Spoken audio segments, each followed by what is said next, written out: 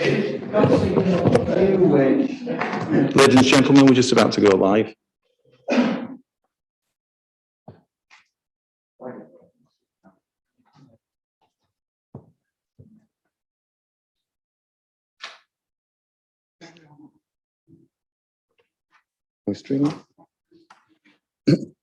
Ladies and gentlemen, good afternoon.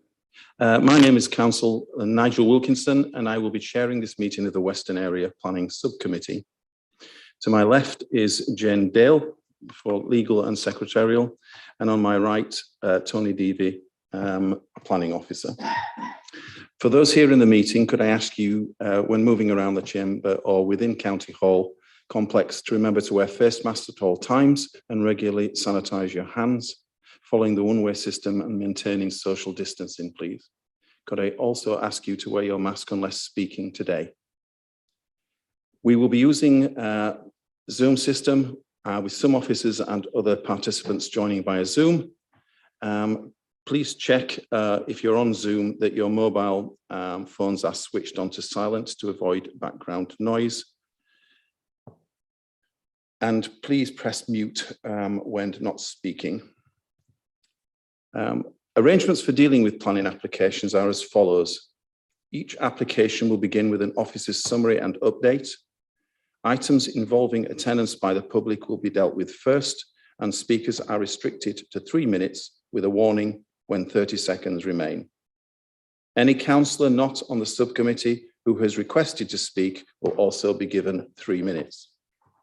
Members will note and consider the information given by both officers and speakers. Any decision proposed which is contrary to the recommendation contained within the report will require reasons if the proposal is to refuse, and both reasons and conditions if the proposal is to approve the application. In accordance with the Council's equality policy, speakers are asked to refrain from making any comments which could be construed as being discriminatory or defamatory. Otherwise, it may be necessary to intervene. So before we move on to the first item, do we have any apologies, please? Yes, Chairman, from Councillor Burville and Councillor Coltish. Thank you very much. The first item is the declarations of pecuniary and non-pecuniary interests, and its declarations under Section 4 of the Code of Practice for dealing with planning applications. Councillor Hammond, please. Thank you, Chair. Just like to declare for item number 5 that I attended the committee site visit this morning. Thank you. Councillor Meredith, please. Thank you, Chair. Like Councillor Hammond, I too attended the site visit this morning.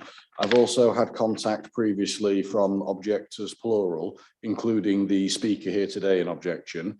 And I do actually know the applicant through archaeological work in the local community. There are 2 archaeology groups in Brough. I'm on one and the applicant is the chair of the other. However, the conversations we've had historically probably can be counted on one hand, if not 2, and none of them have been as long as this declaration. Thank you very much indeed. Councillor Weeks, please. Yep, I attended the site visit for item 5, page 24. Thank you. Councillor Jump, please. Same for me, Chair. Site visit this morning. Thank you. Thank you. Councillor Nolan. I attended the site visit on item 5, and on item 6, I went to have a look at the site, an informal site visit. I had to in order to look to the rear of the property because it's not viewable from the road. And I spoke to the applicant's member of their family, I think it's the father, but I did not express an opinion as to the application. Thank you. Councillor Abraham, please. I attended the site visit this morning, and the family member that was at the site visit for the applicant is known to me through my work at the council, but not a personal friend. Thank you very much. Yes, well, I went on a private site visit to item 4 and a private site visit to item 6. I didn't see anyone to speak to on either of the applications. And I went on this morning's site visit on item 5. Thank you. Thank you very much. I think that's all the declarations. So just my declarations. which is on item 4, page 8. I know the applicant's agent from previous years, but we have not had any contact with regard to this particular application. I also attended a site visit this morning with regard to that, and on item agenda number 4, I did have a private site visit whilst driving past, but saw no one. That's it. Thank you. So item 2, number 5, to approve as a correct record of minutes of the meeting of this subcommittee held on the 14th of December 2021. Do I have a proposer, please? Thank you, Councillor Jump. Councillor Nolan? I'm happy to second it. Can I just raise a point about the accuracy of the minutes? Thank you, Ross. The accuracy of the minutes in terms of how they relate to a possible appeal. Can I, passing, just thank and congratulate the members for refusing this application following the planning officers and the conservation officers' advice. There was a difference of view by local members, as you're probably aware, but I'm pleased that the council committee did back the conservation officer and the planning officer. And let's hope we see more of that, because Southfield Conservation Area has been sadly eroded. My issue is relationship to the minute as here and the report, and it's really, if we end up with an appeal, can I have an assurance that what's here in terms of the objections will be included in the file that goes to a possible planning inspector if there's an appeal. Councillor Nolan, before the officers come in, could I just ask you to just give the minute number and the page that you're referring to, because people on Zoom won't have that. Yeah, it's page 5, item 94/21, land north of 2 Southfield Hessel. Thank you very much. Mr. Deavy. Yeah, thank you, Chairman. If the applicant were to appeal that decision, we would provide them with the planning inspectorate, that is, with a copy of the committee report, a copy of all of the correspondence, including all of the neighbour objections, a copy of the committee minute and the committee update. So the inspector would have everything that you saw before you made a decision. Is that acceptable, Councillor Nolan? Fine. And so you were seconding the minutes as they stand? Fine, thank you very much. All those in favour? Thank you. Any against? Any abstentions? Thank you. We will now move on to item number 3, withdrawals. Could I ask the officers if we have any withdrawals from the agenda, please? No withdrawals, Chairman. Thank you very much. So let us now move on to the applications, and we'll start with item number 4, page 8 in your papers. And could I ask if there are any updates, please? Thank you, Chairman. This is an application for the erection of a dwelling following the removal of existing garages on land to the south of number 4 High Road in Everthorpe. The officer recommendation is refusal, and there are no updates. Thank you. We have one speaker on this particular item, which is Mr. Blacker, the applicant's agent. Mr. Blacker, would you like to just take a seat at the front? I'm sure you've done this before, but you'll see in front of you a little triangular box. In the center, you'll see a Wi-Fi signal button. You have 3 minutes in which to put your points, and you'll be warned when 30 seconds remain. And time will start from when you start speaking. And if you just press that little button when the green light comes on, you know you're ready. Thank you. Thank you, Chair. Councillors, officers. This site, originally, Everthorpe had 9 farms and 3 dwellings as a terrace block. The terrace block gardens were split in half and new dwellings were constructed, with leaving this gap in Low Road. There are 2 roads to Everthorpe, which is High Road and Low Road. These new houses are massive, as you can see from that plan. We did amend our application so that the lower part went down the hill and did not overshadow the neighbouring property. The Hardwicks have lived in Etherthorpe for 70 years as a family and have contributed to the community. And this is an unusual situation because 20 years ago or more, I did actually get outline planning permission for the family. I'm retired from that now, but I was asked to speak today. The gardens were split because they were so long that planning permission was granted. And that has formed a new ribbon development on Low Road. This is continuous now, all the way along. When you've been look at the plot, it's just continuous houses all the way down. There are only 2 farms retained in this village that actually work. You all know that these were they were all council farms originally that was helped to split and help the community in Etherthorpe to develop, and they were mainly all small farmers with small acreages of land. This plot is just an infill, in my opinion. That's my opinion. The planning department think it's open countryside. I don't know where they get that from. And they're basing it on government policy, and each site should be taken on merit. I don't see what this small site helps open countryside. It is infill. All the neighbours have no objections now, and never had, and have been supportive of the family with this Mr. site. Black, you have 30 seconds left. Thank you. There was no objections from highways, and the parish council in North Cave recommended it for approval. I'm hoping that the committee will approve this application because the lady in question has senile dementia, and Miss Hardwick looks after her with no financial support. Thank you very much, Chair. We will now move on to the debate, and I have Councillor Rudd, please.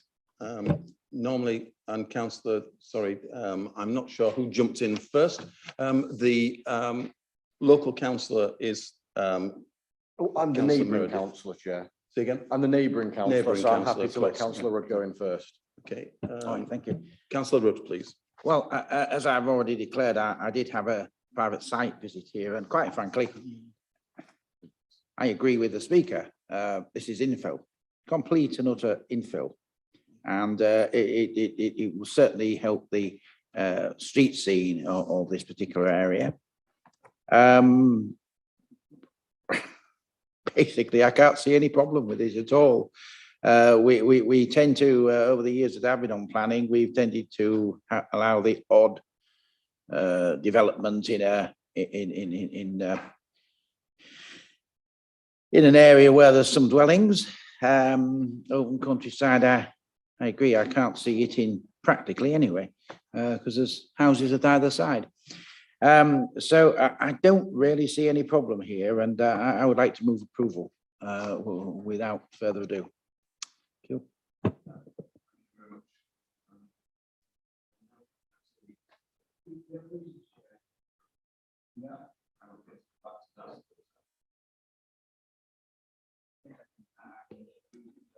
It is. You can come back later if you wish, yes. Councillor Rudd, once we've finished with the debate. Yeah, thank you. I am of a similar view to Councillor Rudd in that I think that this is not necessarily a problem. I had a look on Street View, which I know isn't the most technical, the most accurate of things at times, but to have a look at really what the area around it looks like. I know we've got some really helpful pictures there, but I wanted to get a view of the whole street. If you look at page 17, it's in the recommendations in the report. Recommendation 2 says that the proposed development would have a detrimental impact on the character and appearance of this part of the settlement through the introduction of a poorly designed dwelling, which would appear at odds with existing design and form of the dwellings in the Low Road street scene, would result in, I can't even read that word, incongruous, thank you, and alien form of development which does not represent high quality design. That's a really harsh thing to say in my view. I know you didn't write it, Tony, but that's a really harsh thing to say. I mean, we're talking about a pretty nicely designed property. Whoever's designed it has put a lot of time and thought into it to make it fit in as much as they can. You know, you've got elements of it which I think relates to properties that are also in that area. You know, they've got the front door offset on an angle like the property next door to it.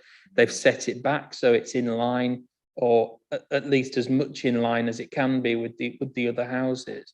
But if you take a sort of wider view of the street in general, I don't think it's right to suggest that there's any particular design or street scene element that stands out. You've got detached houses, you've got bungalows, you've got 70s designed houses, you've got what I would say are sort of 90s, early noughties designed houses. You've got black front doors, you've got white front doors, you've got all sorts of different things. It's kind of a mixed match of all sorts of different properties. So to really hang on to something so, and to use such strong language as to say that it would be detrimental to the area and does not represent high quality design, I think is really unfair.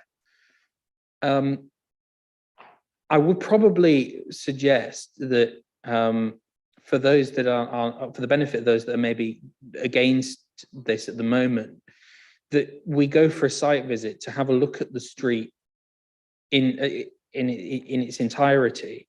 I mean, we've got some helpful pictures there of the properties next door, but I don't think it really does the road justice. We're not talking about a street of perfectly immaculately designed identical houses.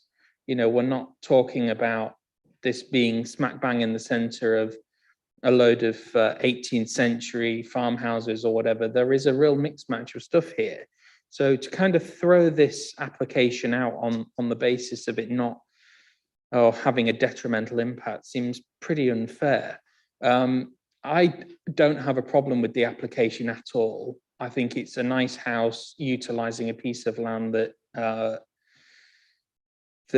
is not being used at the moment, and I think they've done a really nice job. So I would be minded to move towards Councillor Rudd's way of thinking. However, if members were wanting to look at refusing this, I would suggest at the very least do the applicant the justice of going and having a look at it before making a decision, because I don't think it's right. You know, this is probably the first time I've read a report that, you know, I think is rude in the way it's been worded, and I think fundamentally is wrong. I don't think it's poorly designed. I think that's quite insulting to the people that have designed it. So anyway, that's me. I've had my rant. Oh no, there's one more other thing that I wanted to touch on. I'm really sorry, and that is this argument of sustainability. Now, I fully get that we want to be making people and making properties sustainable. That's one of our policies in the council. It's an important one, but I think that we're kind of missing the fact that we're never going to be able to get sustainable development in an area like this. It's never going to have the bus links or the rail links or the walking links or whatever that we would ideally want it to have. So for us, and this is maybe a conversation for another time in terms of changing our policy or looking at a new policy, but I don't think it's right that we're throwing out perfectly good houses on the basis of the fact that we can't make them sustainable. Something like this in, you know, Kirkella, where I represent, if it wasn't sustainable, then, you know, you could understand that. There's plenty of bus links, you know, the sustainability test works there. I think to apply a blanket test across the board and then prevent decent houses like this coming forward, which will help small rural areas survive by bringing new people in, is really important. So I've had my say.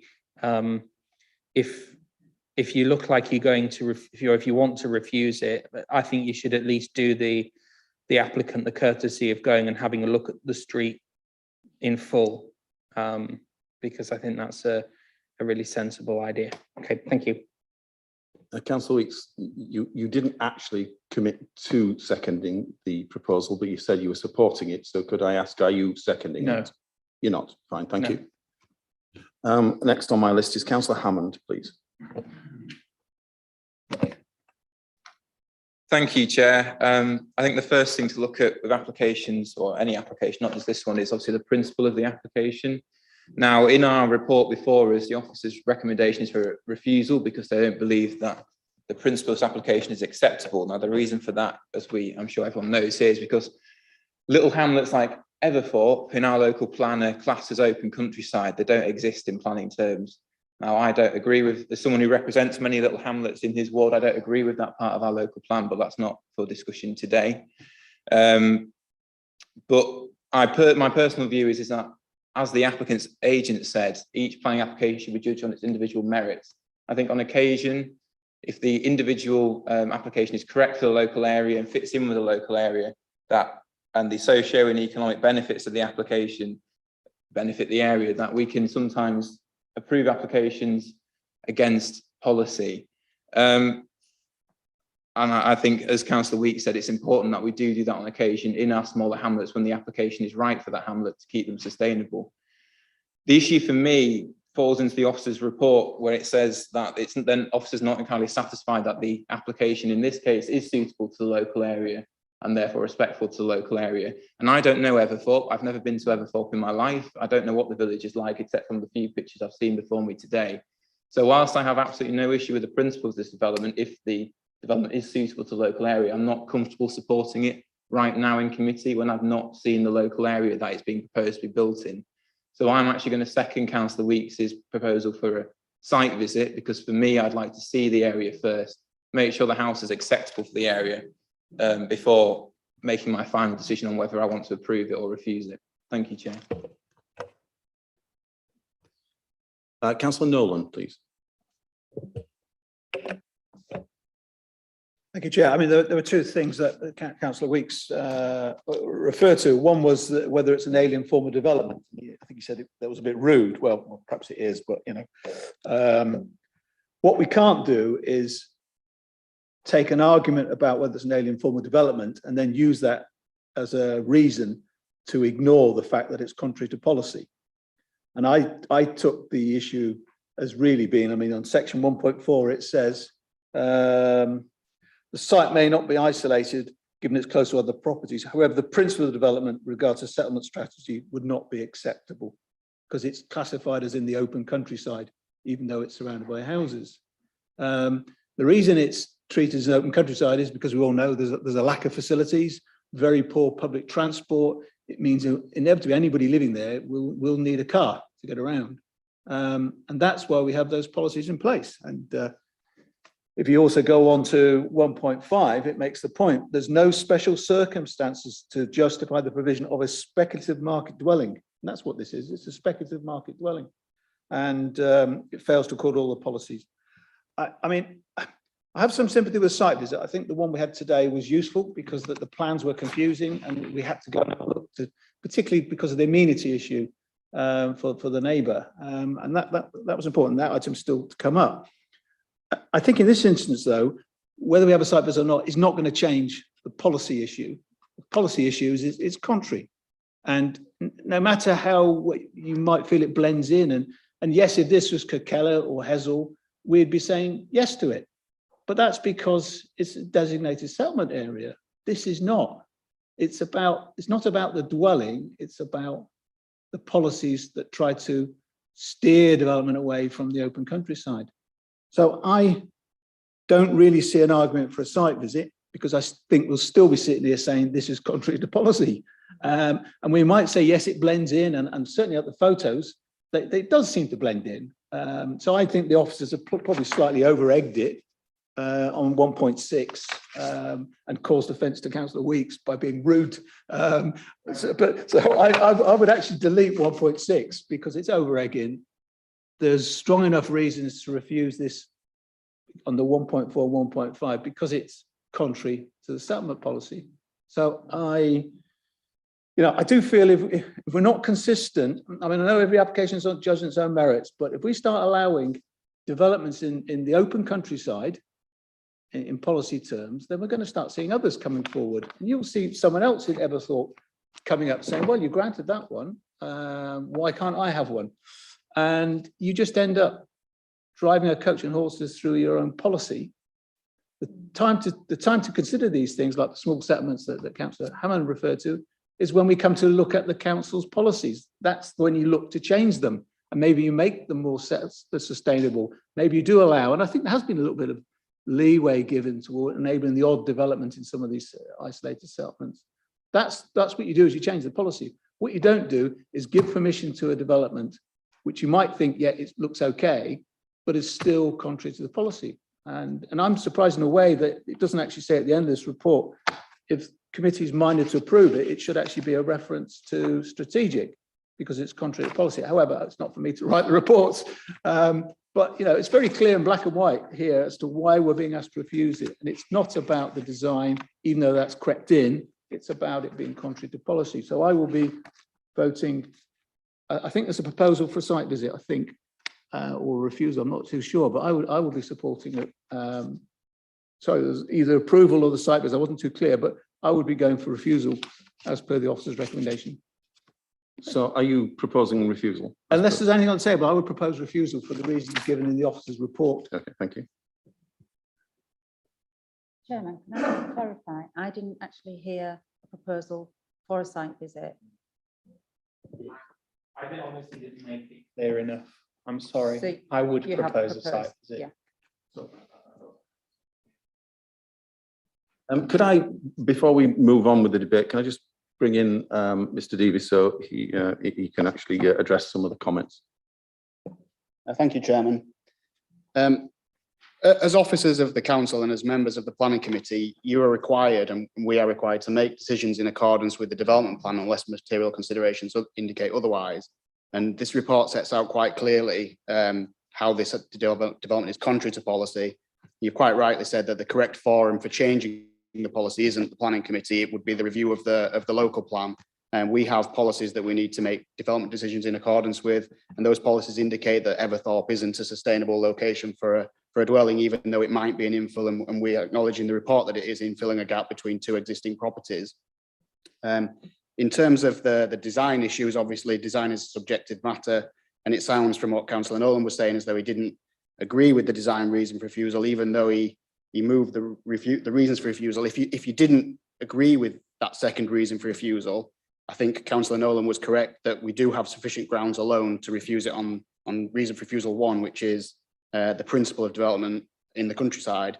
And if you turn to the back of your papers, there is an appeal decision that I'll bring to your attention later, just outside the development limit of Brough. Brough is a town in the East Riding Local Plan Strategy document. It has services and facilities, it has public transport, it has access to jobs and education. And that scheme was for 3 houses just outside the development limit, but in the countryside. And you'll see that the inspector there agreed with the refusal, that it was contrary to the council's spatial strategy and so shouldn't be approved, and that there really aren't any difference in circumstances. In fact, this is worse because there is no realistic prospect of walking to work or walking to the shop or even walking to the school from here, whereas Common Lane in Brough is just the wrong side of the development limit line, but was still refused and upheld at appeal. Thank you, Chairman. Thank you very much. I have Councillor Meredith, please. Thank you, Chair. I've been scribbling notes furiously as everybody spoke, and to be quite honest with you, probably more than I thought would be necessary for this application. I'll try and take them in order. They're a bit all over the place on the page. I know Everthorpe well. I live near it. I had a school friend who used to live there. And as Councillor Weeks highlighted, there is a variety of incongruous designs, and I can say that without a fancy legal degree. Yeah. Making up the street scene. I'd also point out that the gaps between most of the properties, as can be seen on the map on page 18, are actually quite small. It is quite a tightly knit settlement. There's not a lot of views between properties. So I don't think that this application would be incongruous, again, with the existing setup. However, having said that, I do think that the site is very tight, and as a result of that would appear quite claustrophobic for the actual dwelling by comparison to the others. It is a smaller, squeezed version of what's around it. So for me, the question is that smaller squeezed version beyond the pale, or is it in keeping? And as a result, I think a site visit was a very good suggestion so that we can assess that ourselves. On the point of assessing it ourselves, Councillor Nolan's point is spot on the money in terms of this is not the place to set policy. But the one thing that I do like about this committee is that we have the ability to counter policy without setting a precedent. And I've often made the argument that there is no policy for the application of common sense. And indeed, I'll look at Councillor Jump near me referencing a site we had in Dunswell not so long ago, where there was outline permission on this site that had expired, just like we see today. In fact, the street actually was missing the number of that property. It was always intended, but because of flood zones, it wasn't approvable by officers, but we in turn did approve it as a committee. So I am never fearful of setting a precedent because each application is individual and judged solely on its own merits or lack thereof. So I think a site visit's a sensible idea, and if the vote on that comes first, that's probably what I'll support. I do think it's claustrophobic, so I didn't jump in earlier to second Councillor Rudd's proposal, but truthfully, I won't lose any sleep tonight if this application is approved. However, I will let Councillor Rudd do the legwork and come up with the reasons there. Thank you very much. Councillor Hammond, I'll come back to you in a moment if I may, because Councillor Fox has not had the chance to speak yet, so I'll let her go first. Thank you, Chair. Well, I do know Hefferthorpe. I drive through it quite a lot. And I must say, I do agree with common sense. I'm a bit of a free spirit, I must say that. And when I looked at this planning, I felt I had to agree with what Councillor Weeks said regarding it's a piece of land and it looks pretty untidy actually, doesn't it? And I just feel that I would like to go along with this application. I feel that it would improve that area. I can't see a problem with it. So I shall be going along and I shall be voting to approve it. Thank you, Chair. Thank you very much. Councillor Hammond, please. Thank you, Chair. Just a quick question regarding clarity. The applicant's agent mentioned in his remarks that there was historic outline planning permission on this piece of land, but in the report it says there's been no planning history. Could we have some clarity on that, please? I think what he was referring to is the applicant's land in the village, as opposed to this piece of land in particular. He explained how the site and the village has developed over the years, and I understand the applicant was a landowner. I got the outline planning permission years ago. I'm sorry, Mr. Blackie, you're not able to make any comments. But No, that's a wrong statement. Sorry, you're not allowed to make any further comments. However, I do understand that you were referring to the fact that you had obtained outline planning permission some time ago, maybe before this was around. But I think as a point of clarity, that was on the applicant's land in the village, not this particular site. Well, as I said, sorry, Mr. Blackie, you're not allowed to come in. I gather we know that. I don't think that makes a great deal of difference at the moment, but that's what's been stated. It's irrelevant in the context of this application because we need to determine this application in accordance with current policy. So if planning permission has been granted historically, it wouldn't be a material consideration in the context of this scheme. The information I have is that there's no planning history on this land, and I can't clarify otherwise. Thank you, Councillor Hammond. Thank you, Chair. I'm afraid I disagree. If there has been historic planning permission, that does change the situation. As with the one mentioned previously in Dunswell, that was granted our permission because it had historic planning outline. So perhaps if Councillor Weeks is willing to agree with me, maybe as part of our deferral for the site visit, could we have clarity on that as well, please, if there is any historic planning permission or not? If the application is deferred, obviously I will endeavour to make sure it's clear for you. In the Dunswell case, the opposite recommendation there was refusal, and the members overturned that recommendation on the basis that it was a logical infill in a residential cul-de-sac that had been left. Then when one plot had been left empty, these circumstances are not the same. So, yeah, okay, thank you, Councillor Abraham, please. Thank you. Well, Mr. Davey quotes the appeal decision, which is actually in Welton, not Brough, and this is in my ward, and I know this area very well. And actually, this backs onto open field. So I think the comparison is it's not relevant because this is discrete infill, which I'm quite happy to support without a site visit. I think Councillor Nolan is absolutely right. We can go along, have a look at it, make an assessment of the design, but it still will be contrary to policy. However, because it's discrete infill, to me, I find it quite acceptable. Thank you. Stevie, do you want to come back in, or are you happy? It was just to clarify that the site in Welton is not adjacent to open fields. It's got glass houses to the north and rear, which is the east, and it's got a sheltered housing scheme to the south and a house on the site already. So my advice to you would be that they are comparable. Thank you very much. Councillor Fox, you wish to come back in? Chairman, I'd oh, sorry, I'm going to take this off. I'd just like to go along with Councillor Rudd and second approval. Okay. Councillor Weeks again, please. Yes. I've got a lot of respect for Councillor Nolan. I think the points that he raises are correct. You know, this is a question of policy. I think that the problem is, if planning decisions were down to policy completely, then we could be replaced by a computer with an algorithm that runs the plans through it and then determines whether or not it's acceptable.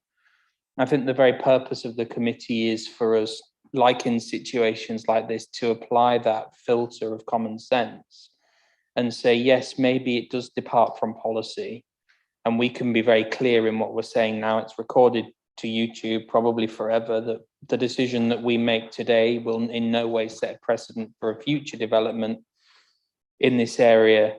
Again, you know, there are questions that need to be raised, I think, in the future, in the very near future, as part of the review into the local planners to what we consider a sustainable development, and to what extent that is applied in situations like this. Is it fair then for us to look at a site like this that has a property designed on it, which I think will cause no harm to the area? It is a perfectly reasonable site, a perfectly reasonable property. If that property were built when the other properties were built, there would be no issue with it. The people that bought the house, let's say the house next door went up for sale tomorrow and a family decided to move into it, it would still not be sustainable. You'd still need a car. So although we're trying to reduce that, I don't necessarily think that it makes sense in this case. It's filling in a piece of land that is in between two existing houses in an area that is already developed. So, you know, a lot of respect for Councillor Nolan and his point, but I think that we are here to make those decisions because policy isn't always clear cut. And when policy isn't clear cut, we need to sort of step in and review that. So I'm still going to suggest that we have a site visit. I think it's important that we see the site for ourselves. But I think that in terms of the policy argument, we have the authority here to make a decision contrary to policy, and I think that we should be looking to do so. Thank you. Councillor Nolan, you wish to come back? Yes.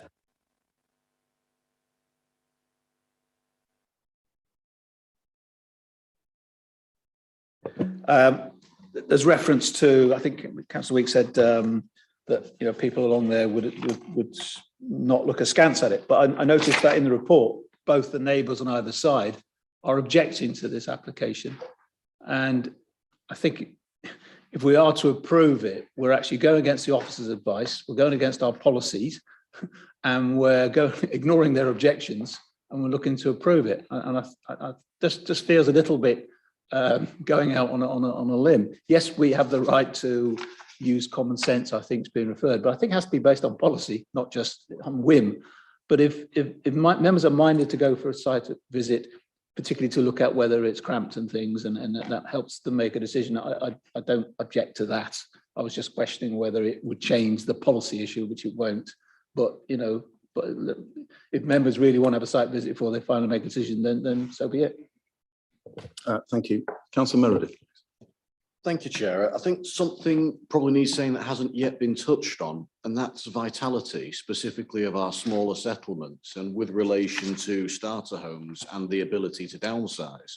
And I don't think it'll come as any surprise to many members of the committee and indeed audience, actually. I can see Councillor Gill over there, who, like Councillor Weeks and others, is sat with me on the Planning and Affordable Housing Review panel, where I have regularly lambasted the hierarchy of settlements because it forces our larger areas to be overburdened whilst strangling our smaller settlements and preventing them from ensuring families can move there, that the next generation can stay there, that the primary schools can keep enough students to stay open.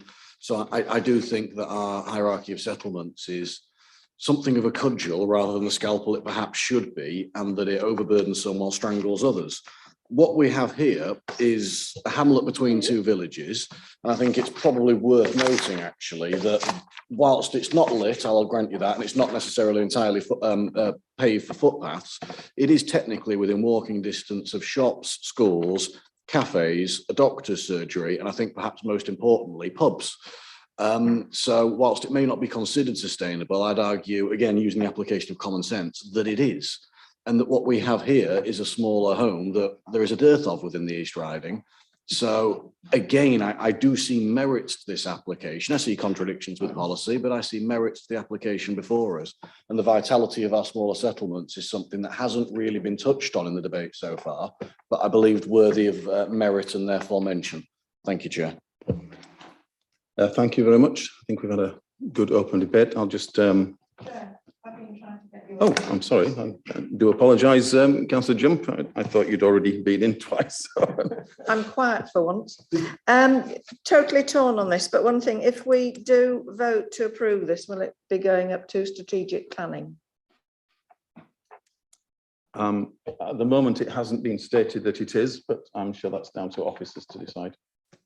We don't have a referral on there, Chairman, unless the council's solicitor jumps in and tells me otherwise. The council's constitution and the scheme of delegation contained within it says that for an application to be referred up to full committee, it needs to represent a significant departure from the development plan.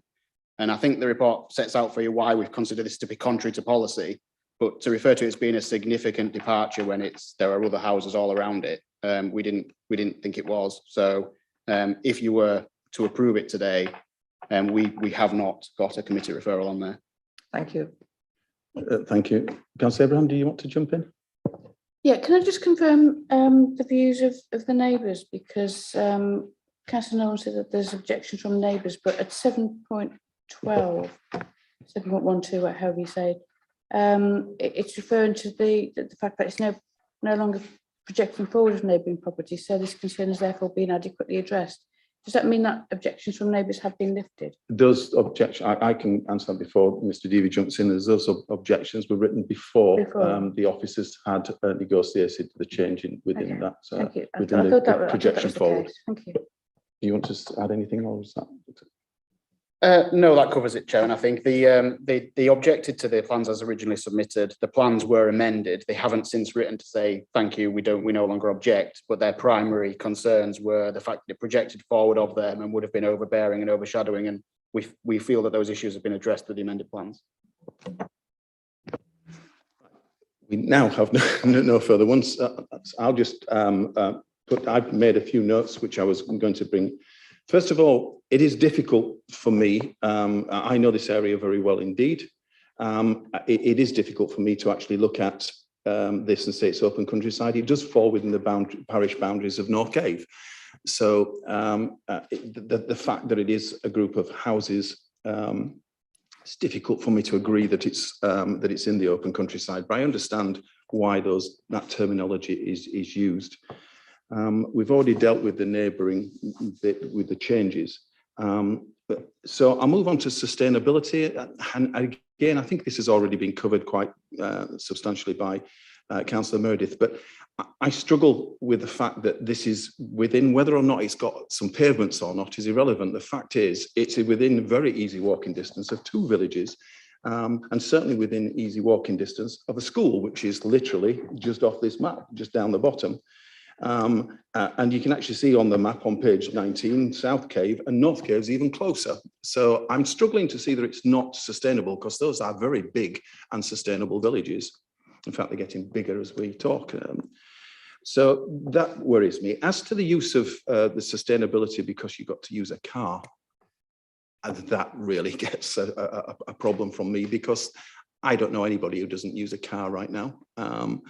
They really struggle. Everybody uses cars. Where they go 100 meters down the road, sometimes they use a car. So I think to suggest that someone will have to use a car to go to the shops is a little pushing it, as I don't know anybody that doesn't. In terms of this, it's an infill. There isn't an argument that it's an infill. And referring to the appeals decision which office has raised, we have to look at every single case on its own merits. And whilst I accept that what the officers have brought up with the appeals decision, it really doesn't have a lot of relevance here, because we're looking at an individual case on its own merits. Now, it was mentioned, I won't say by whom, the very statement, it will drive a coach and horses through. That's really a red rag to a bull to me because of what happened in the past. And not the best of statements to talk to me about. So in that case, I will, bearing in mind, I challenge the fact that this is sustainable. I will quote paragraph 79 of the National Planning Policy Framework: to promote sustainable development in rural areas. Housing should be located where it will enhance or maintain the vitality of local communities. Exactly what this is doing. Planning policy should identify opportunities for villages to grow and thrive. This is what this is doing, especially where this will support local services. Exactly what this does. Where there are groups of smaller settlements, developments in one village may support the services of villages nearby. It meets every single part of that, providing we accept the fact that this is sustainable. So I'm sorry, it's not policy non-compliant, it complies to policy, paragraph 79 of the National Planning Policy Framework. And I will be supporting this for approval because I feel that that is a policy that supports it. And that's our National Planning Policy. I believe, Jane, we have both for approval and seconded, and also for a site visit and seconded. Which shall we take first? We take the site visit first. Okay. Of course. Just before you go to the vote, members, just to give you, so you're fully aware of the facts, I've had one of our planning officers in the background doing a bit of digging, and there is an outline permission on the site from 1991. Thank you very much. It's unfortunate that we're going to go for the site visit first because if it was going to be approved, it seems a kind of a waste of time and a delay, but it is what it is. Councillor Meredith. Having come to a conclusion and therefore a decision on this application now, can I vote against a site visit, for approval, and should both fail, then for a site visit later? You can. If both fail, you are allowed to bring it back again. Thank you. I think that's the case. Yes. It's quite unusual for you to come up with something complicated, Councillor Meredith. So, Jane, if you could move forward with the... Oh, Councillor Hammond.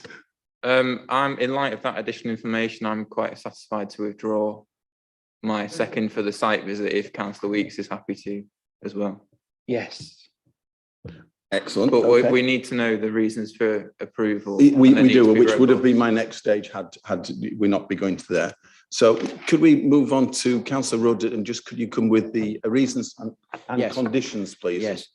First of all, the first thing is, which we just found out, is that this site has outline planning permission in the past. It is an infill site. It will certainly improve the site and the street scene along High Road, Everthorpe. There are no, shall we say, desperately contentious objections from neighbours. The parish council are quite happy, no highway objections. It does appear to be in a sustainable development, as paragraph 79 reads. I wouldn't bring that up if I may recommend it, because the officers have already stated it's different. However, that is up for discussion, and I merely pointed out that depending on how you view sustainability, it does match paragraph 79. Yeah, fine. Yes, well, that's, if that's all right, I feel that's enough. But yeah, I've got infill, logical infill in a village setting, and improve the street scene with no neighbour issues, and I feel that those are strong enough if needed. Yeah.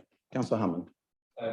I believe Councillor Wood also said because of the historic outline permission, so that then really narrows it down to the individual case in this case, doesn't it? Because of course, all applications are judged on their individual merits. And this is, in this individual situation, we think it's acceptable because of that reason and the others mentioned by Councillor Rudd. Absolutely, and thank you for that, Councillor Hammond, because we want to make it perfectly clear this does not set precedent on anything. We will look at every case individually on its own merits. Jane, we now have had the site visit withdrawn, so we just need some conditions for this particular one. I'm presuming that you'll be able to, Mr. Deavy, come up with the standard conditions that we have, and then any extras that want to be added, yes? Looking through the report, Chairman, we would obviously need a standard condition requiring the permission to be implemented within 3 years. We would need a condition as recommended by the highway officer. The drainage, the application forms state that the drainage is to main sewer, but Yorkshire Water have confirmed that there are no sewers in Everthorpe, and so we would require submission and approval of drainage details, which will need to be a pre-commencement condition. We don't have adequate details of the external material, so I would recommend a materials condition and to make sure the development's in keeping with the street scene, and we would need to list the approved plans. Thank you, Mr. Deavy. Is that acceptable for you? Councillor Hammond, you wish to come back in? Thank you, Chair. Again, with the permission of the proposer, could we look at some sort of wildlife enhancement condition too, a bird box, bat box situation? Hedgehog box. We wouldn't normally do that on a scheme for one house in the centre of a village, but I don't see that there will be any harm in doing that. Well, I think we should, and especially since obviously this is special circumstances in this individual case. Yeah, and yeah.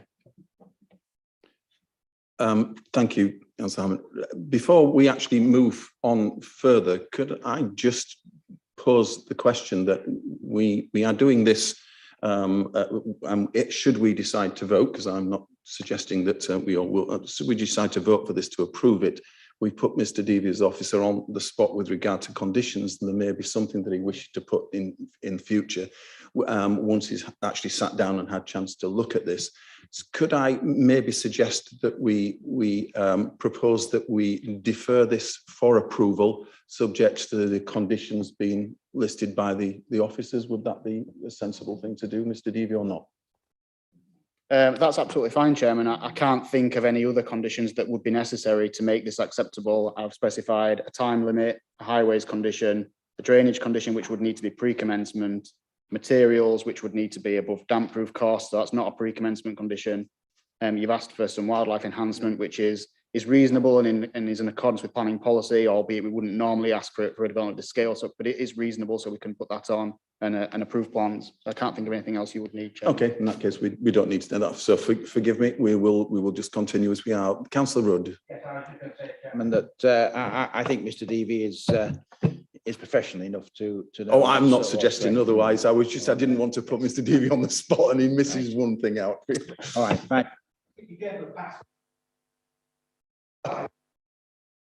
Okay, Jane, if we could go to the vote. So this is for approval with the conditions as listed and the reasons given. So by show of hands, all those in favour of approval? 1, 2, 3, 4, 5, 6, 7, 8, 9. And those against? And can I have my objection recorded? Recorded, yeah. You can record my I think that's. No, there wasn't. Yeah. So that one has been approved as per the conditions that were laid down. Thank you. Could I just apologise for my outline? That's fine. Sorry, but it did affect me badly because I did it 25 years ago. Thank you, Mr. Blacker. You were absolutely right, and thank you. Thank you very much. Just check. To be fair to the officers, the scanning digitalisation started in the 90s. I fully understand that, hence why I kind of give Mr. Deavy a pass on that too. Can we now move on after that short one on to item agenda number 5, page 24. And could I ask the officers if we have any updates, please?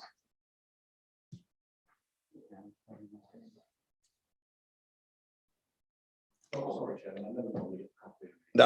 worry, I've just taken Mr. Deavy by surprise, so he's a while to actually get the information.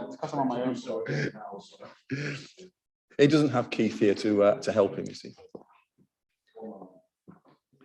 Thank you, Chairman. Item 5, this is an application for the erection of a single-storey extension to the rear following the demolition of a detached garage, a rear porch and sunroom, the construction of 2 ground floor bay windows and 3 replacement dormer windows to the front, and the installation of 5 roof lights to the rear at 2 Grassdale Park in Brough.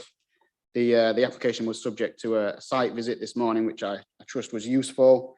The officer recommendation is approval, and there are no updates. Thank you very much, Mr. Deavy. We will now move on to the speakers, and on this particular one, we have 3 speakers, starting with a Mr. Mooring. Mr. Mooring, if you would like to come and take a seat at the front. As you will have heard, you have 3 minutes in which to put your points, and you will be warned when 30 seconds remain. Please take your time to sit down. You will note in front of you the little triangle. On it, there's a little button with a Wi-Fi signal sign on. If you just press that when you're ready, it will go, the green light will come on and you'll be ready. The time will start from when you start speaking. My name is James Mooring. I'm a local builder and I am objecting to the proposed extension. My family have owned and been the ratepayers for 33 The Bears since 1957. I am a joint owner with my sister Marjorie, who lives there. As 2 Grassdale Park is joined at a right angle to the west side of Grassdale House, it means that the rear of 2 Grassdale Park overlooks the entire front of 33 The Bears. It is not a normal garden situation, as the boundary runs at 45 degrees from where the 2 properties join. The plans are very misleading as they do not show the adjoining properties properly and no actual accurate measurements are shown. They make 2 Grassdale Park look as if it is a detached, which it certainly is not. The proposed extension would be built 1.7 from our west-facing living room window, so it would block all the daylight. The extension would stick out 2.7 metres and be 4 metres high from the rear of 2 Grassdale Park, consisting of a solid brick wall with a window at an angle looking into our living room and kitchen windows. All the rooms in 33 The Bears have only 1 window facing to the front. Therefore, we would have a 3 metre times 4 metre high wall with a window overlooking us into our living room. I do not think the distance from the boundary is sufficient in any case. This is an overdevelopment of the site due to the overbearing nature of the extension in relation to 33 The Bears. I feel that it would result in an underlying sense of enclosure. If it were to happen, it would cause severe damage to my sister's mental health, as the thought of the extension is already causing her a lot of anxiety. After the site visit, I hope that the councillors can see the impact that this extension will have on our daylight visual aspect and enjoyment of our property. Finally, I hope this extension will not be allowed to go ahead. All I can hope is that a just decision is made today. Thank you. Thank you very much indeed.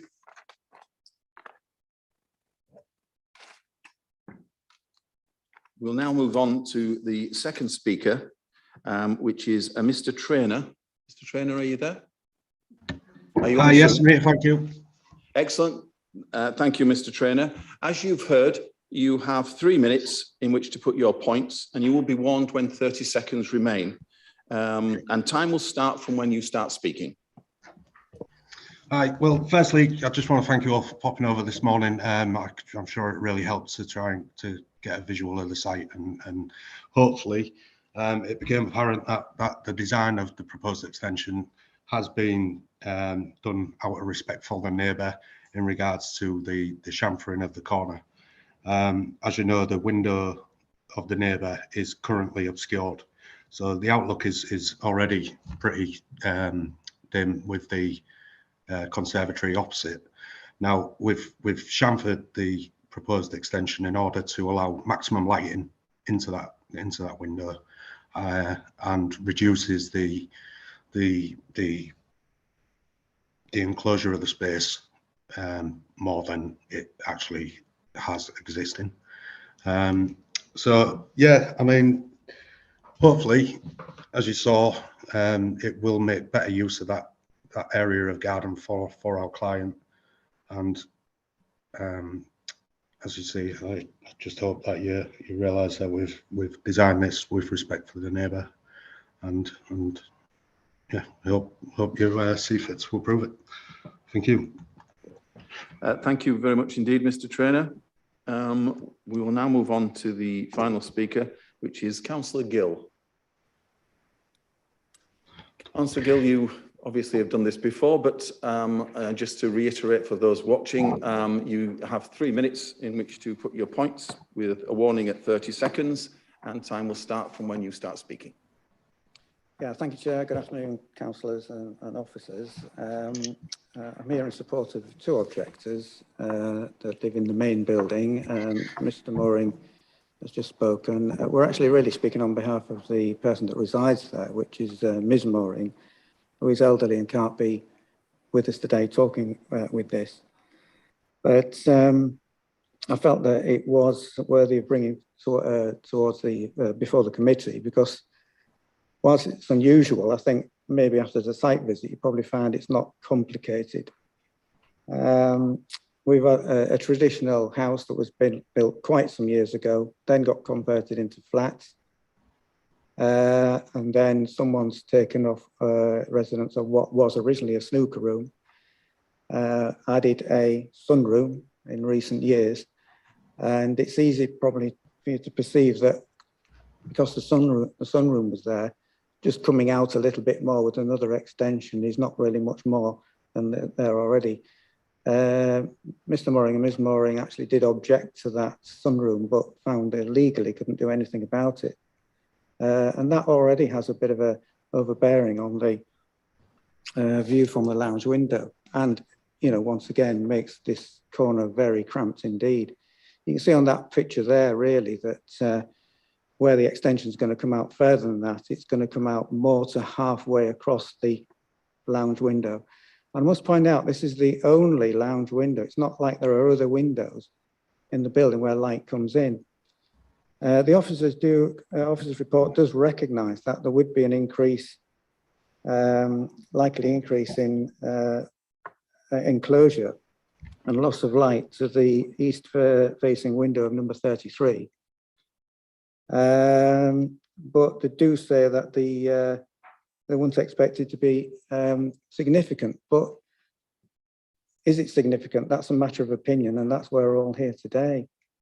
Whether it's significant or not. I mean, what is significant actually is not just the extent or the way the extension comes out. There's also the height to bear in mind. It's not just the outside wall. There is an elevated sunroof in the extension. And what I've been told is that the sun comes round you know, late in the evening, depending what time of year it is. You have 30 seconds left. Thank you. And, you know, I feel there is also a loss of important light that could be lost because of this extension. And light is important to us all, particularly if you have mental health issues, as unfortunately Miss Mooring does. And that's so important. So I'm looking forward to the debate on this. It's not easy. It doesn't fit in with the policies. I think it may be down to some common sense, perhaps. But thank you very much. Thank you, Councillor Gill. We'll now move on to the debate, and Councillor Hammond, please. Thank you, Chair. When this came before committee last time, I did have some reservations about the application. However, after the site visit this morning, all of my concerns about the application have been appropriately addressed. In planning terms, I don't see any issue with the development at all.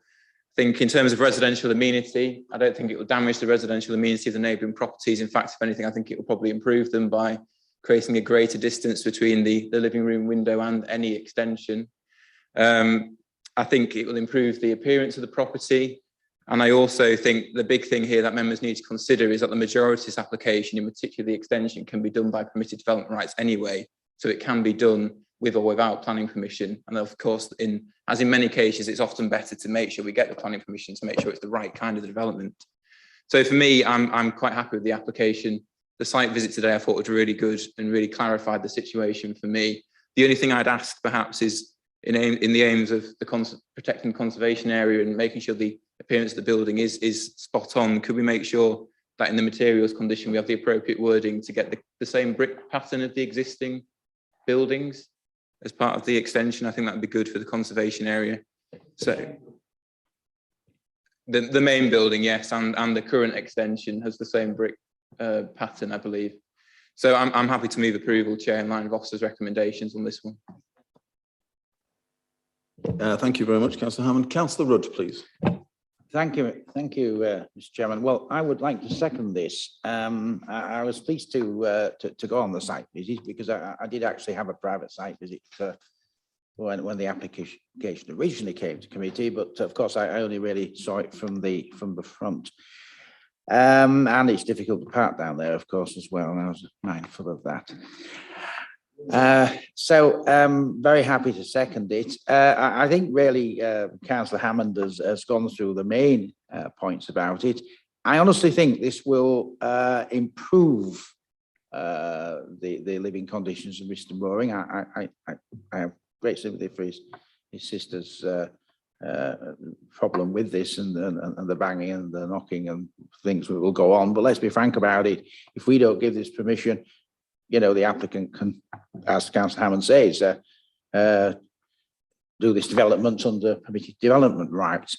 I also noticed that the actual lights that are going to be put up, 5 of them, I understand, are not going to affect in any way the neighbour either. And of course, there are some glazed windows put in and so on to protect the neighbour's amenity also. So I don't really see, quite frankly, any problem with this. I think it can just improve the area, not diminish it. So very happy to second it, Mr. Chairman. Thank you very much. Councillor Nolan, please. Yeah, just very quick one. I think lots have been said that I agree with. I think the site visit was very useful because it gave us an understanding of the amenity issue, which to me was the key one. I think what we've got there is a bit of a mishmash, and to some extent we're trying to address a problem that was created when these were separated and given permission. With reference to the matching, it's not so much the pattern, but it's the colour of the bricks I was thinking we should be trying to match as well, because the extension to the rear is a sort of yellowy brick, whereas the main building is a kind of grey white. But you know, that may not be possible, but I would try and match the materials rather than necessarily worry about the style, the pattern of the bricks, but perhaps do both. My final comment really is that the effect on the amenity of number 33 seems to me to be considerable because of the wooden fence. And I would suggest to both the applicant and the landlord, it's not a planning matter for us to decide, but if they could replace it with a mesh fence or something that's just not as ugly and light impeding as that diagonal fences, that would I think help a bit with the light issue, but there's not enough reasons for us to refuse this. So I would go with the approval. Thank you very much. Councillor Weeks, please. You don't put your hand up high. Let Ros go first. Sorry, Councillor Jump, you've got to wave a bit because you get lost. Thank you, Chair. I'm trying to be discreet for once. Yes, I think this actually, it sounds strange, but it is an improvement on the original design. The fault lies, of course, years ago when the extension was given permission. Nobody foresaw what could happen with permitted development rights, but we are where we are. So I think with the chamfered, which is a new word I've learnt today, chamfered corner will greatly improve the situation as it is now. One thing I am a little concerned, if we look at the drawing on page 37, if we look in that little corner where the chamfered edge is, there are some shrubs. I'm concerned that if anything's planted there, it could grow up against the window and block what little light there is. This is a difficult one, perhaps, Mr. Deavy, but is there any kind of condition we can put on that nothing is allowed to grow that will obscure or block out the light from either of those two windows? But overall, I will be supporting this. Through you, Mr. Chairman, unfortunately, we can't prevent the applicant from planting shrubs or anything else within their own garden, but the applicant's agent is listening, so I'm sure in terms of being neighbourly, they'll feed that back, that blocking the neighbour's window with a tree or a tall shrub will be quite unsocial. Antisocial, sorry. Thank you, Councillor Jump. Councillor Weeks now, please. Yeah, thank you. These are the sort of applications I don't really like, because we get arguments put forward very eloquently by members of the public who have to live with whatever's decided here going forward. And although we may agree to a certain extent with them, there's not much that we can do. Councillor Hammond's absolutely right. This could and does benefit from permitted development rights. And as much as I accept the argument that, there is the potential for it to be dark, darker in that area as a result of the extension, I think that I come down on the same side as my colleagues in that I don't think it's going to be substantially worse than what's there now. I also concur with the comments that have been made in the sense that this is an unfortunately designed area anyway. We're being asked to approve something in an area that's really poorly laid out, and I suppose the owners of the property are doing what they can to work with what's available to them. And I'm grateful to see the cut-off corner chamfer, is it? Thank you. Which again does increase that distance. I think that this is always going to be a dark area. It's dark now. The objectors objected to what's there now, and unfortunately didn't get anywhere. What's there now could be turned into something very similar to what's on our papers in front of us anyway, without us needing to be here. So we're almost painted into a corner, but that doesn't diminish the very reasonable comments put forward by the objectors, and I do take them on board, and I am concerned that we can't really do anything about it in this case. Thank you, Councillor Weeks. Councillor Meredith, please. Thank you, Chair. Well, thank you, Chair. Now, unlike the last application where I wrote a whole page of notes, you'll be pleased to hear that during this discussion, I've managed to write 2 pages of notes. Where do I start? Well, I've waited. Councillor Nolan, you cannot ask the impossible of me. I've waited till the end. Normally, as a ward councillor, when an application comes up in my area, I jump in and effectively set a tone for the discussion. Now, that's already been done. We've had a variety of points from the objectors, from the applicant's agent, from the councillors on the committee. And I do appreciate all the comments that have been expressed so far. In fact, I'd like to thank everybody for the time and effort they've put on this, particularly for going on the site visit, because trying to explain it all to you just before Christmas was a difficult endeavour. So pictures 1,000 words, and I'm grateful that you all took the time to see it. Now, the first comment I'd make is that this building does predate the planning process. So it was always going to be an awkward one, and we're always going to be asked to put a round peg in a square hole. And when I look at this, the only way that I can assess it is to do an equation. And as I was taught in school, I'll try my best now to show my working. So I've divided all the comments that I've heard today into 3 different categories: non-policy compliance, reasons for refusal, and reasons for approval. And I'll take them in that order, if I may, Chair. Building works and the effect on neighbours' well-being I consider a very significant issue. However, whilst it is significant, it is unfortunately completely outside of the scope of this committee and beyond our ability to consider. We literally cannot make a policy compliant decision based on that factor. And whilst therefore it pains me, this has to be cast aside as a concern. The utilities impact is another one. Access to the utilities must be maintained. How that's done is the problem of the applicants. And as long as all of the households maintain their access to utilities, that may have a cost attached, it may not, but that's an issue should this be approved for the applicant. The loss of a view is something I also have a lot of sympathy for, but there is no right to a view over land that you are that is not in your ownership in planning. So whilst again a concern and a warranted one, not something we're not allowed to consider during our decision-making process. The fact the original structure didn't actually need to go through the planning process and therefore couldn't receive objections.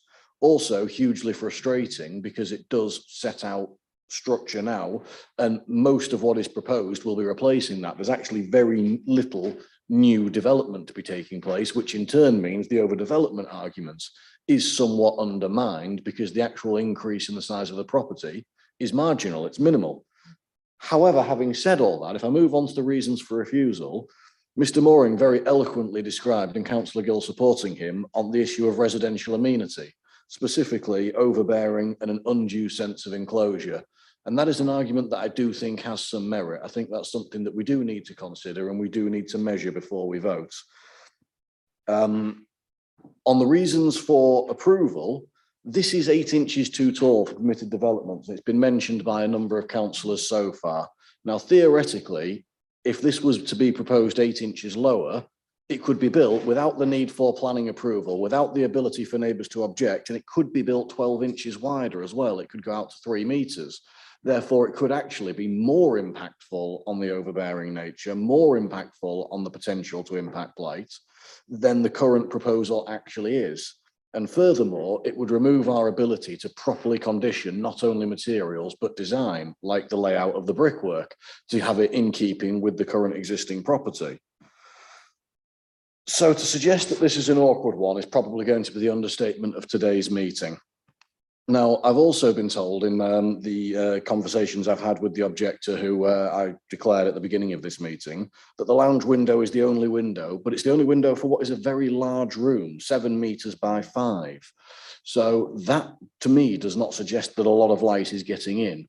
Therefore, any impact is minimal, but also at the same time, any impact will be felt significantly. And this lounge window may be west facing, but it is on the northern aspect of the building, i.e. it's north of 2 Grassdale Park. And I'd welcome Mr. Deavy to correct my logic here, but my understanding is that southern light is direct, whereas northern light is ambient. Therefore, this lounge will not be possible to be the recipient of direct light, but it will receive an ambient light throughout the day, particularly in the evening as the sun sets. So from that point of view, the light isn't pure, it isn't true, and therefore what is a very large and dull room currently could be made duller. And that is something, again, residential amenity-wise, I think we should consider. So, and Councillor Nolan, you'll be pleased to hear I'm moving towards summing up now. I think Councillor Hammond did hit a nail on the head for me, and I'd describe his argument as head over heart. And that is that this work could be undertaken and it could technically be more impactful and be done so under the permitted developments process, which would not allow for a vote. It would not allow for refusal. It is permitted. It is development that is just done. But Councillor Weeks highlighted the difficulty of judging this, and that's something that rings particularly true with me. I was relieved before Christmas to have the site visit because it gave me the chance to wimp out and come back at a later date.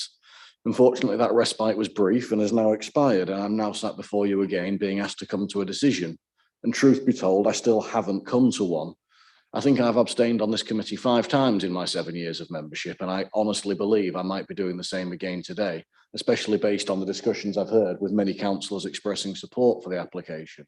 I don't think that's something I can do, not having heard Mr. Mooring speak.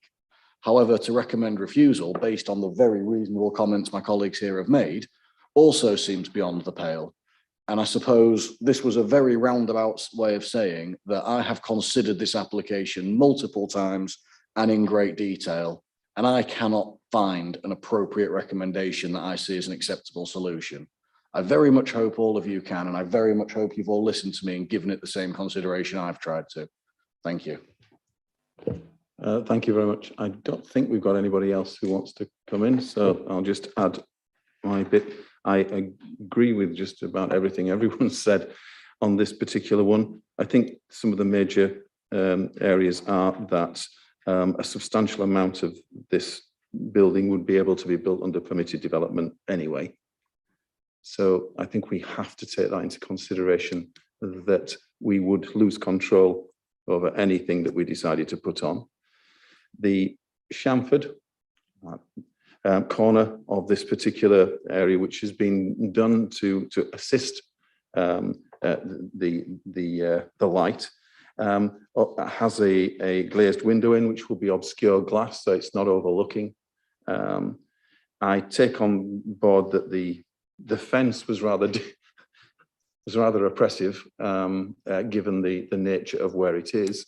However, as Councillor Nolan quite rightly said, it's not within our remit to argue as long as it's within the 1.8 metre level.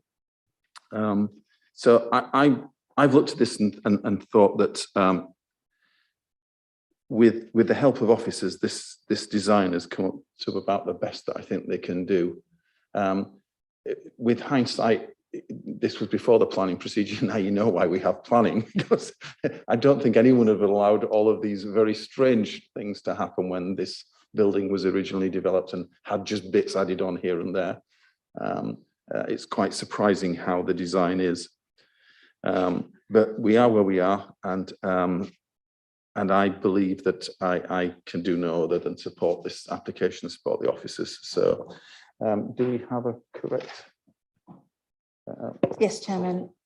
Councillor Hammond moved approval and it was seconded by Councillor Rudd. As per the officer's recommendations, yeah. Just a point of clarification, Chairman, and Councillor Meredith summed it up quite well. Just so we're all clear, this extension that they're proposing and which you're voting on now does require planning permission. But the permitted development rights would allow this property, which is effectively semi-detached, to extend out 3 metres in depth up to a height of 3 metres.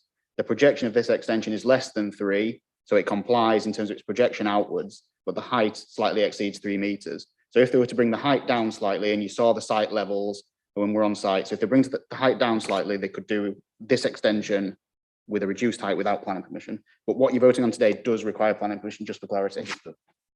Yeah, I think we understood it. Thank you for clarifying. Councillor Hammond. Just to clarify as well, can we have the brick condition about the brickwork?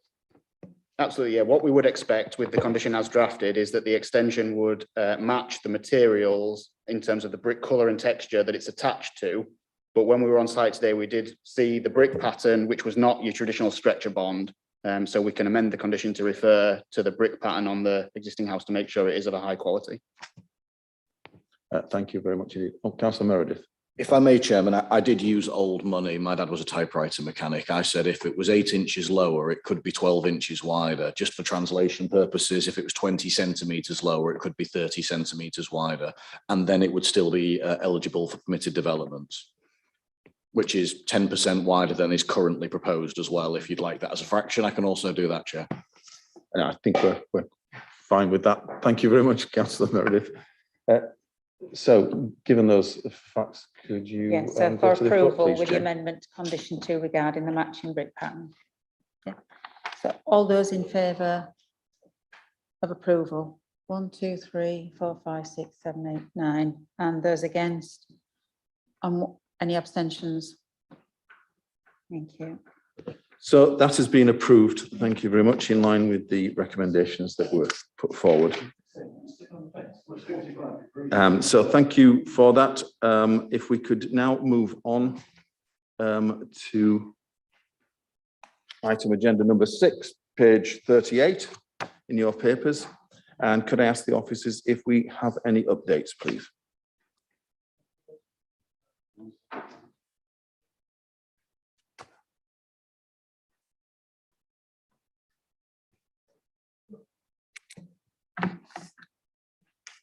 Thank you, Chairman. This is an item 6, an application for the erection of a 2-storey extension to the rear at 20 Thornton Close in Hesel. The officer recommendation is approval and there are no updates. Thank you very much. We don't have any speakers on this particular one, so we'll move straight to the debate. And I have Councillor Nolan, please. Thank you, Chair. Just to clarify, the report says that Councillor John Boville called this to committee. That was on the basis of the original plans for a full 2-storey extension, and he'd been contacted by the objectors. The officers themselves, I think, had concerns about the original plans, and hence asked for an amendment. I'm getting a shake of head, which is always a good sign, and asked for amended plans. And what we have before us is a 1.5-storey, which addresses, I think, the issues in terms of the amenity of neighbours. I did, as I said, go and have a look this afternoon just to get a sense of the effect on the amenity of the neighbour at number 19 to the east. Now they've got a conservatory there, and this would adjoin the conservatory and line up with it. And you can see the conservatory there. So they're obscured windows on the top. They've got plenty of windows around the side and at the back. So I don't think they're going to suffer any loss of light in particular. And I think it's very difficult to see why the 21 and 22 have objected. I mean, they're entitled to. That's to that side, because they're not really affected by it. So I was a little bit puzzled as to why they've got a problem. The Hollies to the rear, although it's quite close, it's a sort of 1-storey, and it's a retirement home, and it's not really going to affect them. So in terms of I think the officer's report's got it right. There's no real effect on the amenity, other than possibly the people on the conservatory, but it's building to the line of that. In any case, they'd get that as, it'd be designed in terms of it being a 3-metre ground story extension. They could do it anyway. It's the little bit on the top. And as I said, the officers negotiated a sort of a compromise, which gives a slightly extended bedroom, but without having any other real effect on the neighbour to the east. So I think it's fine in terms of what's before us today. Thank you very much. Councillor Hammond, please. Thank you, Chair. I don't believe Councillor Nolan moved approval, so I'm happy to move approval. I can't see any issues as in planning terms. Thank you. Councillor Abraham, you're seconding. Would you like to say anything? No, thank you. Thank you. Councillor Meredith, please. Just to echo Councillor Nolan's statement and say this is a compromise and a good one. However, it'd be remiss of me not to mention something I always do when I see an application like this. I'll grant you there is no other option but to do it this way, but it does vex me when I see an application to the boundary, and the building process, cleaning the gutters and things will present a nightmare in future. And it's not something I'm a fan of, although it is understandable here. And as Councillor Nolan's already expressed, it is a good compromise from what was originally, as I understand, it's a bad application. So I'm happy to support this, but not without having my usual moan and groan. So thank you for the opportunity. Can I just make the point? I think Rich is right that there is a slight concern that in the end, with a small little gap between the two. And in fact, when I was talking to the applicant, I said, are you going to build up to the conservatory? And he wasn't entirely sure whether he'd be able to. It would be unfortunate to create a very small 6-inch damp trap between the two properties, but that's not really for us to decide.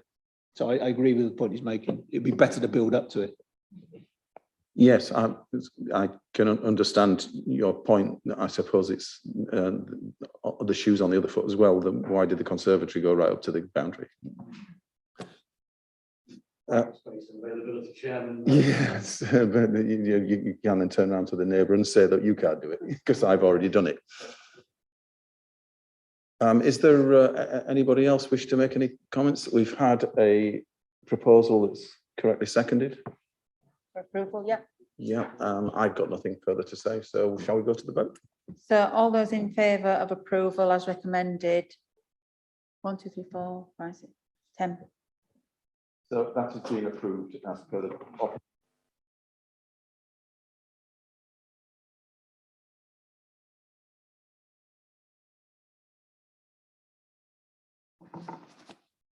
Thank you, Chairman. 2 appeals this time, both of which were dismissed in accordance with the council's decision, so both good results. The first one, 60 Westfield Rise in Hessel. Members will remember this one from committee. It was a difficult one for officers and I think a difficult one for members because there were some personal circumstances associated with the applicant, which meant they required some accommodation for their son, which they wanted to provide in their rear garden in the form of a detached bungalow. And whilst we were sympathetic with their personal circumstances, it wasn't a form of development that was in keeping with the layout and pattern of Westfield Rise. And it would have potentially not been an issue when they lived together as a single family unit, but in the future, we would have ended up with amenity issues with vehicles passing within close proximity of the side elevation of the host dwelling and its small area of retained garden. And I think we as officers and you as members had additional concerns about the quality of life of people living in the new house in the garden because some of its windows were very close to the boundary and would have had no outlook.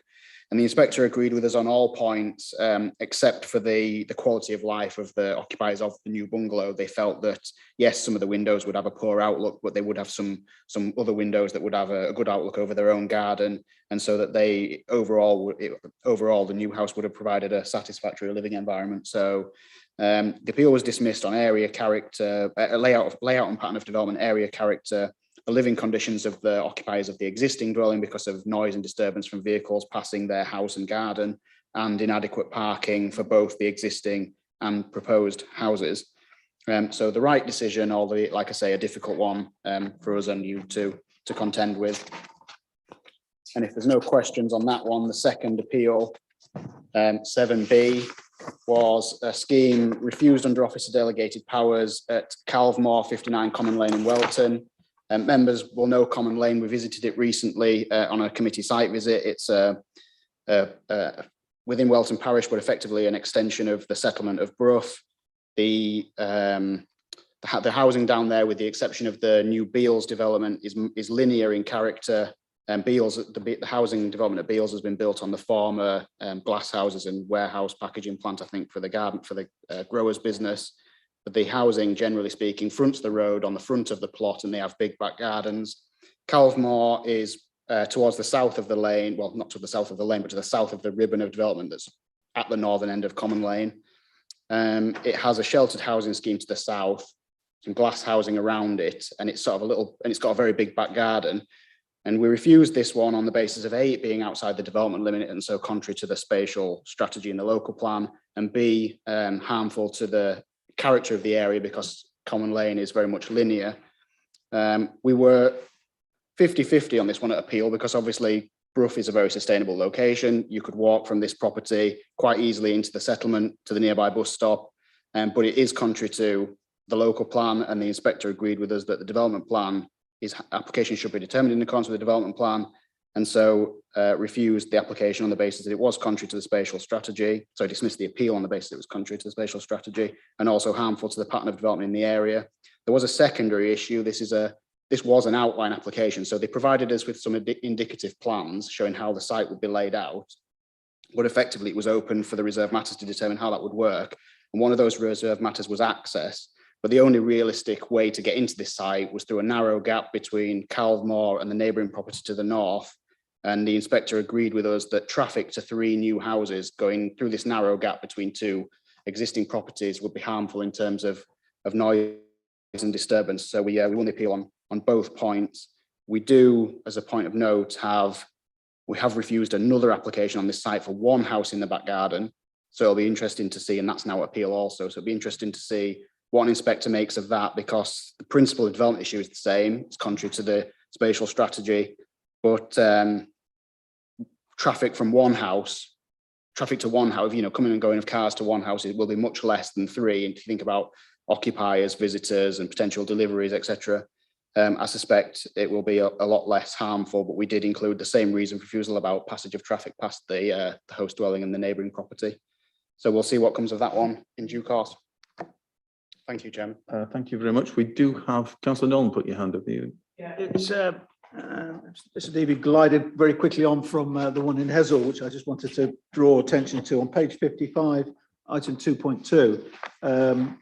This was a difficult application for Hessel councillors because we had a lot of sympathy with what was, the disabled son and what the family are trying to do. I mean, the inspector does, he calls it moderate weight to the personal circumstances, and then he talks through it. I think the difficulty is not knowing what moderate weight means. Clearly it's not heavy enough when it came down to the crunch, but it's good to see that they did take into consideration that the personal circumstances, which was the sort of the heart versus head issue that we struggled with on the town council and as ward members. But obviously it wasn't, moderate weight's not heavy enough, but it's good to see it in there. Thank you. Thank you very much. I think his comments in number 24 probably say that he concludes that that there are not matters which outweigh the overall harm which would have been caused by this proposal. So I think it's whatever moderate or light or heavy, the fact is they don't outweigh the harm that would be done, which is important. Yeah, exactly. Councillor Meredith, please. Thank you, Chair. Just on the Walton Brough one, first off, so nice it was printed twice. We got 2 page 57s. I just thought it was probably worth bringing up a half statement, half question at this juncture. And that is that we've seen today an appeal for what effectively could potentially be interpreted as a rolling of settlement boundaries, i.e. if we keep building, the settlement keeps growing, and eventually Brough and Welton have already connected. Welton becomes Ferriby, Ferriby becomes Hessel, etc. And before we know it, you can walk from Hull to Newport without ever having seen open countryside. Whereas, as we saw earlier today with the infill application in Everthorpe, that actually doesn't increase the size of the settlement in any way, shape or form. Could I use this opportunity to stress that that is something that perhaps needs to be clarified and better reflected in the next iteration of the local plan? I'm sure you can use this, but I'm not sure that giving it to Mr. D because he's not on forward planning, so I don't think he's. Fortunately, we're immortalised on YouTube, and I'm hoping we have an insomniac planning officer, forward planning officer that watches this to get to sleep. Absolutely, and I think if it all joins together, can we change its name to something like Barrier or something like that? I'd suggest we call it Greater Hull, but that might be an oxymoron.